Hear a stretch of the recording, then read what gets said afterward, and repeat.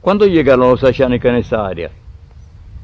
Bien, los Ashaninka en esta área es una larga historia en sí, pero les voy a comentar algo que realmente mis ancestros han dejado, porque aquella entonces todavía no existía yo, pero sí mis ancestros me han relatado, a mis abuelos, de que en esta comunidad realmente ya convivíamos, pero no tenían originalidad, así territorio nombrado, simplemente era todo, ¿no? Era como un territorio indígena, ¿no? Ashaninkas.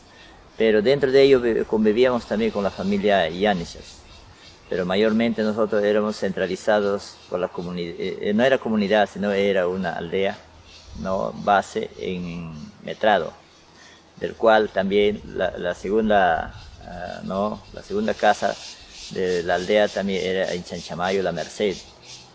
Y la primera casa que donde realmente era el frontis era en Monobamba, que también en Vito, Monobamba, donde realmente ahí también era el ingreso, la inmigración de la sierra, para ir a visitarle, hacer los cambios de algunos productos, que es así como trueques, ¿no? Porque dinero no existía para nosotros, ni también los hermanos allá andinos tenían dinero, sino hacíamos trueques para llevar alimentos y para traer alimentos también.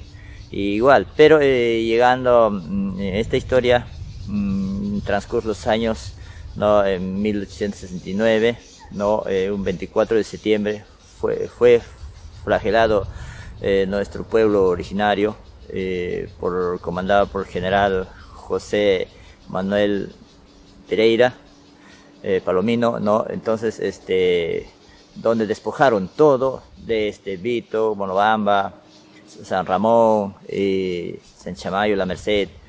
Entonces, de ahí, en transcurso de los años, aparecieron ya pues empresas, ¿cómo se llama?, transnacionales, como así, empresas, y de, ¿cómo se llaman estas empresas? Me recuerdo un poco lo que son hacendados. Esos hacendados realmente se posicionaron en toda jurisdicción de esta selva central, ¿no?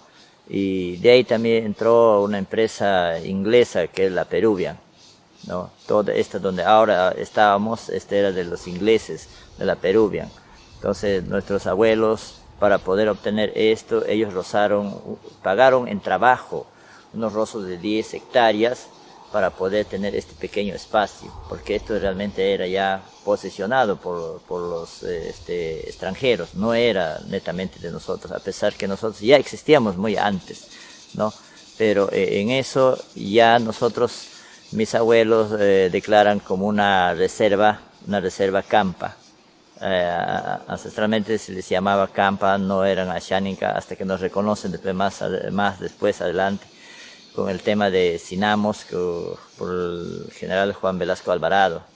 Entonces, en esto realmente hemos convivido acá con nuestros hermanos Yanishas, con nuestros hermanos Ashaninkas, Asheninkas también, de los cuales ya han emigrado algunos ya fenecieron, y todavía nosotros como nietos todavía existimos acá, llevando esta convivencia, llevando esta realidad donde ya se ha actualizado actualmente nuestra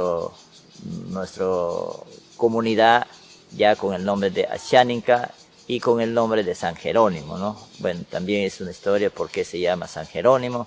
Y en esto, San Jerónimo, pues, como la inmigración, también ha venido, pues, la civilización trayéndonos lo que es como anteriormente ha venido por los misioneros, la evangelización, todo ello. Entonces, nuestros abuelos, pues, ellos declararon el nombre, ¿no?, San Jerónimo, porque en sí ellos recordaron el primer misionero que llegó aquí a visitar, ¿no?, se llamaba Jerónimo. Entonces el tema un poco, ¿no?, caso, pero originariamente mi comunidad realmente se llamaba Mapinique.